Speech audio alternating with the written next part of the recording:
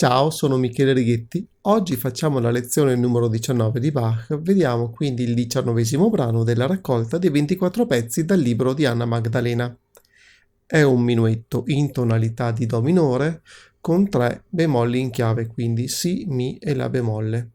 È una tonalità che a me piace particolarmente, la trovo molto confortevole e rassicurante.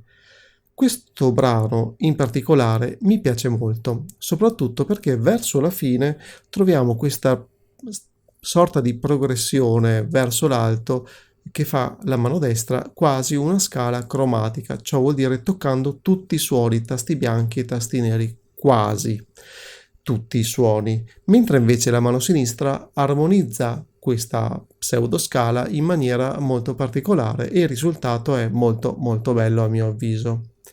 Tra questa versione dei 24 pezzi dal libro di Anna Magdalena e la versione originale del libro di Anna Magdalena, io ho trovato un'unica discrepanza.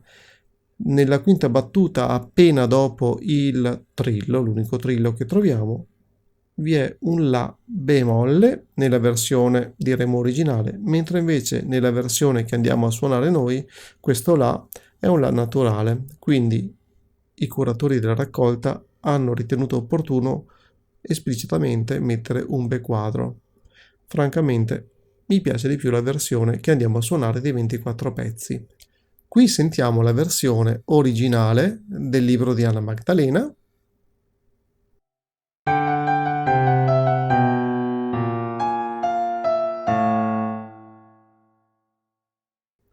Qui sentiamo la versione dei 24 pezzi dal libro di Anna Magdalena, quello che andiamo a suonare noi.